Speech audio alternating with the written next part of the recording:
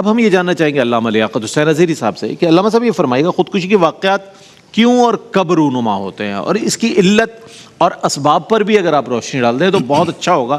بہت سے ذہن اس وقت دیکھ رہے ہوں گے، ہو سکتا ہے انشاءاللہ بہت سے لوگ جو زندگیوں سے مایوس ہیں وہ آپ حضرات کی گفتگو سن کر زندگی کی ان بہاروں کو اپنا سکیں کہ جو اللہ رب کریم نے ان کے لیے اور سب کے لیے رکھی ہے.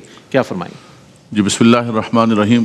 رئیس بھائی، زندگی اللہ تبارک و تعالیٰ کی ایک امانت ہے. بالکل، بے شک. اور اس پر ہمارا اختیار نہیں ہے، یہ ہمارے مالک و مولا نے ہمیں امانت عطا فرمائی ہے. نہ ہم کسی کی زندگی طلب کر سکتے ہیں اور نہ ہی اپنی زندگی. وَلَا تَقْتُلُوا أَنفُسَكُمْ، فرمایا اپنے آپ کو قتل نہ کرو.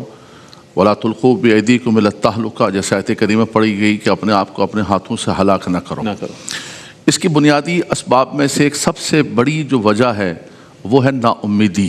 بالکل. جس سے ڈپریشن پیدا ہوتا ہے انسان کو، اور انسان جو ہے حالات سے تنگ ہو کر بالکل نا امید ہو جاتا ہے تو اپنی زندگی ختم کرنے کے لیے تیار ہو جاتا ہے. اس میں بنیادی طور پر اسلام کا اور قرآن کا یہ تصور دیکھیں آپ کہ انبیاء کرام سے بڑھ کر دنیا میں کوئی رب تبارک و تعالیٰ کے مقدس نہیں ہے. بالکل. وہ انسانوں کے اندر افضل ترین جماعت ہے. پھر امام الانبیاء صلی اللہ علیہ وسلم کو دیکھیں، حضور علیہ السلام کی حیات طیبہ دیکھیں کہ کتنے مشکل ترین حالات خاص طور پہ مکی زندگی کے کاٹے. شیب ابی طالب کے اندر معصور کر دیا گیا اور پتے کھاتے رہے صحابہ کرام. اور اس کے بعد جو ہے سارے انبیاء کرام کو دیکھیں، حضرت یعقوب علیہ السلام حضرت یوسف علیہ السلام کے لیے روتے رہے 40 سال تک. پھر بھی اپنے بچوں سے کہا کہ میرے بچوں وَلَا تَيْأَسُوا مِن رَوْحِ اللَّهِ إِنَّهُ لَا يَيْأَسُ مِن رَوْحِ اللَّهِ إِلَّا الْقَوْمُ الْكَافِرُونَ. بچوں مایوس نہ ہونا، مایوس ہونا یہ قوم کافر کا کام ہے. فرما کہ تمہیں زیبا نہیں ہے کہ تم مایوس ہو. یہ وہ بنیاد ہے. اگر بندہ مایوسی کو توڑے اور اپنے آپ کو دیکھیں، خودکشی کرنا یہ کوئی بہادری نہیں ہے. جی بالکل، ہرگز نہیں. وَلَمَنْ صَبَرَ وَغَفَرَ إِنَّ ذَلِكَ لَمِنْ عَزْمِ الْأُمُورِ. فرمایا کہ اپنے آپ کو صبر کرنا، اپنے آپ کو بچانا، یہ کامیابی اور کامرانی. کسی بھی چیز پر کنٹرول کرنا کامیابی، غصے پر کنٹرول کرنا نبی صلی اللہ علیہ وسلم نے فرمایا سب سے بڑا بہادری ہے. اسی طرح کسی بھی چیز پر کنٹرول کرنا یہ سب سے بڑی بہادری ہے. تو اس کی بہت ساری وجوہات جیسے آپ نے ذکر فرمایا مفتی صاحب نے کہ معاشی طور پر انسان تنگ ہوتا ہے، گھریلو جھگڑوں سے انسان تنگ ہوتا ہے، اور بہت ساری چیزیں. یہ جو آج ہمارے نوجوان بچے اور بچیاں ہیں، ان کی کوئی مثال کے طور پر کوئی چیز ہے وہ ان کو نہیں ملی ہے، کوئی رشتہ ان کا نہیں ہوا، تو وہ کہتے ہیں جی ہم جو ہے نا وہ اپنی زندگی کو کر دیتے اور وہاں ہماری روحیں وہاں پر ملیں گی. ایک تو یہ تصور ہی غلط ہے بالکل ہے جی. یہ کانسیپٹ ہی بالکل کہیں اور سے آیا ہے. ہاں بالکل. ہماری سوسائٹی کے اندر جو ہے نا انجیکٹ کیا گیا باقاعدہ سلو پوائزن کے طور پر. پروموٹ بھی کیا گیا، پروموٹ کیا گیا باقاعدہ طور پر. یہ جو الفاظ بولے جا رہے ہوتے ہیں اور لکھے جا رہے ہوتے ہیں ان کو باقاعدہ طور پر ہی کیا گیا ہے. ایک تو سب سے بڑی بات یہ ہے کہ انسان کبھی تصور یہ نہ کرے رئیس بھائی کہ یہ چیز مجھے ملے گی، یہ میرے لیے بہتر ہے، خاص طور پر نوجوان بچوں اور بچیوں کے لیے.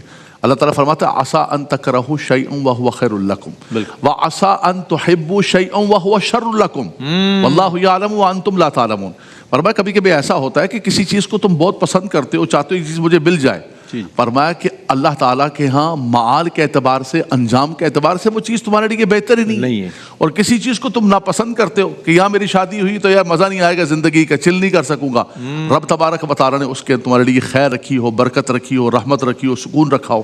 اللہ تبارک و تعالیٰ اس کے ذریعے تمہاری روزی میں برکت عطا فرمائے. تو یہ جو ہمارے بچے فوکس کر لیتے ہیں نا کہ یہ نہیں ملی تو ختم، میری زندگی ختم، یہ نہ کریں. یہ آپ کی زندگیوں کو تباہ و برباد.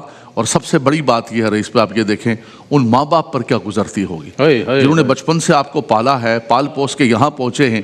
آج جب ان کی امیدیں اور ان کا آسرا آپ بننے لگیں اور آپ نے ٹھک کر کے جو ہے نا نہر میں چھلانگ لگا دی، آپ نے کو زہر کھا لیا، لٹک گئے، اس کے بعد وہ سوسائٹی کے اندر اپنے آپ کو منہ کیسے دکھائیں گے؟ بالکل. تو آپ نے اپنی آخرت کو بھی تباہ و برباد کیا، جو عذابات مفتی صاحب نے ذکر کیے، اپنے ماں باپ، اپنے خاندان، سب کو تباہ و برباد کیا.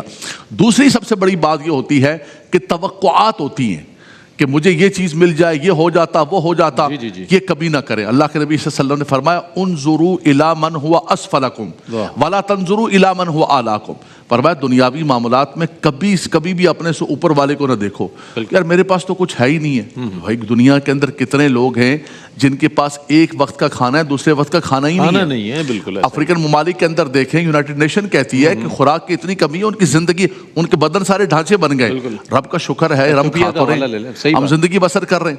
لیکن انسان وہ توقعات لگا کے بیٹھتا ہے، وہ اس کے جو گیمز ہیں، اس کے جو گولز ہیں، وہ نہیں اگر ملتے ہیں، اور اس کی جو بہت ساری امیدیں ہوتی ہیں، ہزاروں خواہشیں ایسی کہ ہر خواہش پہ دم نکلے، آخر میں وہ اپنا ہی دم نکال لیتا ہے کہ بھائی یہ نہیں ملی تو میں زندگی کو کیا کروں۔ تو یہ بنیادی طور پر، عمومی طور پر اسباب ہیں۔ اور آپ حیران و پریشان ہوں گے جب میں نے سرچ کیا کہ خودکشیاں دنیا میں کہاں ہوتی ہیں، تو دنیا کی ساری ویب سائٹ کے اندر دیکھیں سب سے زیادہ سویڈن کے اندر ہوتی ہے۔ اس کے بعد ابھی ایک لیٹسٹ رپورٹ آئی کہ کینیڈا کے اندر نوجوان بچیاں اور بچے بہت کر رہے ہیں۔ اب آپ دیکھیں کہ ان کے ہاں تو معاشی پرابلم نہیں ہے، ان کے ہاں تو اسٹیٹ ذمہ دار ہے، لیکن معاشی پرابلم کے علاوہ بھی اور نوجوانوں کی چیزیں ہیں، وہ سب سے بڑا مسئلہ ہے ڈپریشن کا۔ اور اس میں کاؤنسلنگ کی ضرورت ہوتی ہے، اس میں وقت دینے کی ضرورت ہوتی ہے، اس میں سننے کی ضرورت ہوتی ہے۔ دوستوں کو، ماں باپ کو، سب کو چاہیے ان کو سنیں اور ان کی ہیلپ کریں۔ جب آپ کسی کی سنتے ہیں تو اس کا غصہ، اس کا غم ٹھنڈا ہوتا ہے، وہ آپ کے ساتھ شیئر کرتا ہے۔ آج ہم نے شیئرنگ بند کر دی ہے، نہ ماں باپ سننے کے لیے تیار ہیں، نہ دوست سننے کے لیے تیار ہیں۔ گھما پھیلا کے ہم نے موبائل اٹھایا اور پب جی کھیلنا شروع کر دیا، تو وہ پب جی آپ کو کسی بند گلی کے اندر لے جائے گا اور لے جا کے وہ آپ کو بھی تباہ و برباد کرے گا۔ تو یہ وہ اسباب ہیں اور اس کا تدارک اس طرح ہو سکتا ہے۔ بہت عمدہ انداز میں آپ نے بیان فرمایا۔